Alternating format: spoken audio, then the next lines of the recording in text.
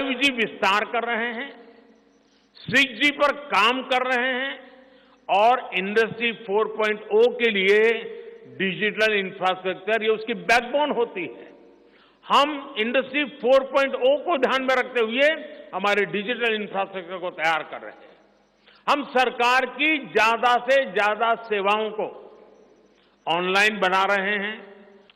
इन तीनों तरह के इंफ्रास्ट्रक्चर, सोशल, फिजिकल और डिजिटल इंफ्रा का मजबूती से विस्तार भाजपा की एक प्रकार से पुरानी सोच से अलग, गति भी तेज होगी, स्केल भी बहुत बड़ा होगा, यानी स्केल और स्पीड इतना बढ़ेगा कि उससे स्कोप भी बढ़ जाएगा।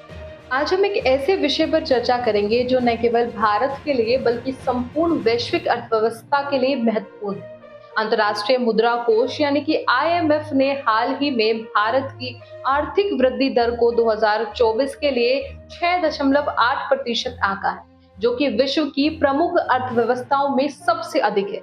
इस आंकड़े के साथ भारत ने चीन और नाइजीरिया को पीछे छोड़ दिया है। लेकिन क्या यह वृद्धि दर स्थायी है या फिर से ये सब लोकसभा चुनावों के लिए एक मतदाताओं को भ्रमित करने की चाल है?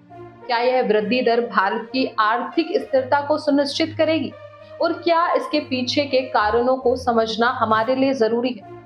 आइए जानते हैं इन तमाम सवालों के जवाब। नमस्कार, आप देख रहे हैं न्यूज और मैं हूं आपके साथ तनुषा। IMF की विश्व आर्थिक परिदृश्य अप्रैल 2024 रिपोर्ट के अनुसार भारत की वृद्धि दर 2024 में 6.8% और 2025 में 6.5% रहने की संभावना है। इस वृद्धि की मजबूती घरेलू मांग में निरंतर ताकत और बढ़ती कार्यशील आबादी को दर्शाती है। पूर्वानुमान जनवरी 2024 के विश्व आर्थिक परिदृश्य WEO अपडेट से 0.1% अंक और अक्टूबर 2023 के WEO से 0.3% अंक बढ़ाया गया है। विस्तार की गति ऐतिहासिक मानकों से कम है। वहीं भारत की आर्थिक वृद्धि की यह यात्रा अनेक घटनाओं और नीतियों का परिणाम है। विगत दशकों में भारत ने उदारीकरण, निजीकरण और वैश्वीकरण की नीतियों को अपनाया, जिससे विदेशी निवेश और तकनीकी विकास को बढ़ावा मिला। इसके अलावा भारत की युवा आबादी और उच्च शिक्षित कार्यबल ने भी इस वृद्धि को संभव बनाया है। इस वृद्धि के पीछे कई प्रमुख व्यक्तियों का हाथ है, जिसमें नीति निर्माता, उद्योगपति और अर्थशास्त्री शामिल हैं। उनकी नीतियों और नवाचारों ने भारत को एक उभरती हुई शक्ति बनाने में मदद की है। इस वृद्धि के प्रभाव व्यापक हैं। एक ओर यह वृद्धि ने भारत को विश्व मंच पर एक मजबूत स्थान दिलाया है, वहीं दूसरी ओर इसने आर्थिक असमानता और पर्यावरणीय चुनौतियों को भी जन्म दिया है। इसके इतिहास को देखते हुए भारत की आर्थिक नीतियों में समय समय पर बदलाव आया है, जिससे विकास की नई दिशाएं खुली हैं। बाकी भारत की आर्थिक वृद्धि को समझने के लिए हमें इसके दोनों पक्षों को समझना होगा।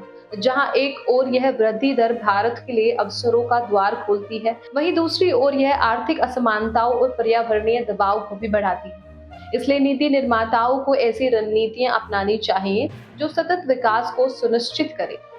बाकी अंत में हम कह सकते हैं कि भारत की आर्थिक वृद्धि एक उम्मीद की किरण है, जो देश को विकास की नई ऊंचाइयों तक ले जा सकती है। हालांकि इस वृद्धि को स्थायी और समावेशी बनाने के लिए समग्र और संतुलित नीतियों की आवश्यकता है। फिलहाल इस रिपोर्ट में बस इतना ही। इस मुद्दे से जुड़े कोई भी सवाल या अपने विचार आप हमें हमारे कमेंट में लिख सकते हैं। और इसी तरह की देश और दुनिया की तमाम खबरों के लिए चैनल को सब्सक्राइब करके बेल आइकन को दबाना ना भूलें, ताकि आने वाले समय में आपको हमारी महत्वपूर्ण वीडियो की नोटिफिकेशन समय से प्राप्त हो सके। फिलहाल मैं तनु शर्मा आपसे विदा लेती हूँ, फिर मिलती हूँ एक नई अपडेट के साथ। तब तक के लिए आप देखते रहिए न्यूज।